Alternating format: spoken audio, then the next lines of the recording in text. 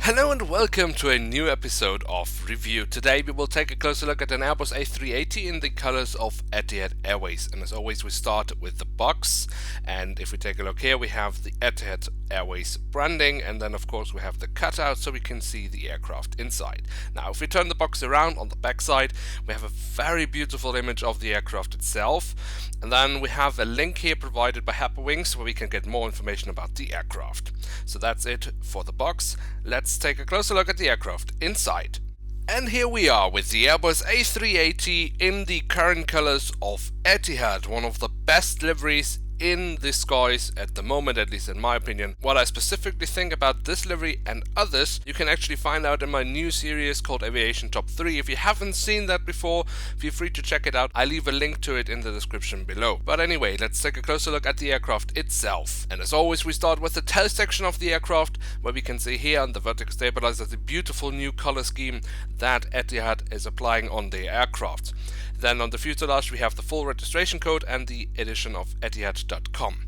Now if we move from the back of the aircraft to the front of the aircraft, we can see along the fuselage again the writing of Etihad and the Etihad branding. And right under that we have, of course, from Abu Dhabi to the world, the slogan of Etihad Airways.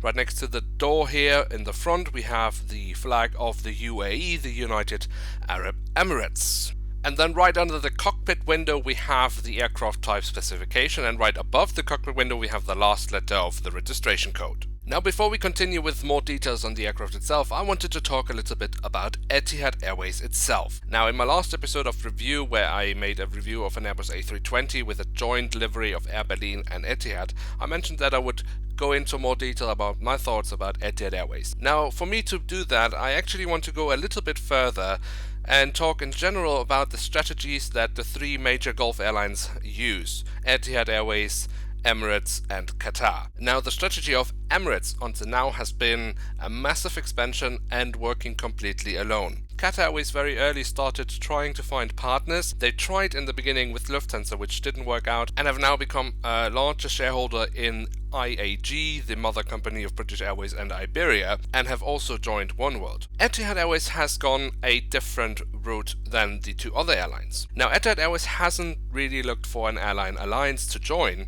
but they also haven't really looked for being completely alone. In fact, they have kind of created their own airline alliance. They have majority or minority shares in a lot of airlines. In Europe alone, it's Darwin Airlines, Alitalia, Air Serbia and Air Berlin. But there are more candidates to be bought outside of Europe, and they have already, for example, strong ties to Air Seychelles. But what does this mean for Etihad itself? Now the first thing you will hear, depending on who you ask, is that the airline is profitable or not. Now one of the hard facts we can say about this airline for sure is that Etihad is putting a lot of money into its investments. Now the strategy here, and especially for the European investments, is of course firstly making these businesses profitable again, but much more important, and that is why Etihad is sticking to these companies even though they make massive losses, is the access to the European market. Now the biggest question is of course, will this strategy work? Now to answer this question I always like to go to an historic example, as there has been an airline which did a very similar strategy as Etihad today. Now this airline did not have direct access to the European market. Nevertheless, this airline was trying very hard to gain access to the European market.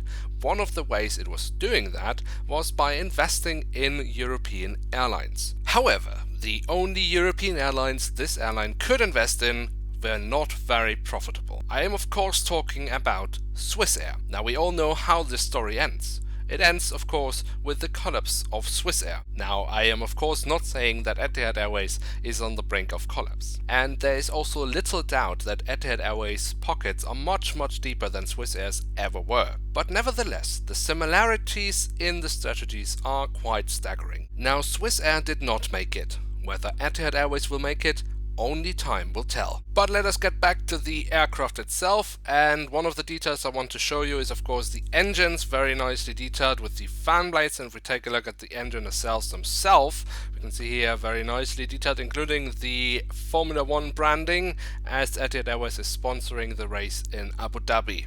Now, one of the highlights of an A380 are of course the massive wings, and if we take a look at the details here on the upper side, they look really stunning, and on the underside as well, where we also have the full registration code once again. Unfortunately, that leads us to a point that I don't like very much about this aircraft, and it's the hole here in the fuselage that is made for the stand, which by the way of course is not included with this aircraft, so it's completely pointless.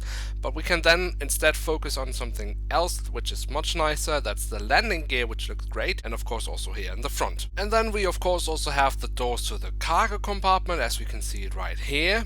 And then to finish off the aircraft on a high, the golden wingtips or winglets. It is simply a very beautiful aircraft. And with that, we have reached the end of today's episode, which was a bit longer than normally. I hope you enjoyed it anyway. If you did, feel free to leave a like, that would be very nice. Or if you're new around here, why not hit subscribe? And don't miss out on the next episode of review, where we will take a look at an Airbus A380-800 in the colors of Aer Lingus.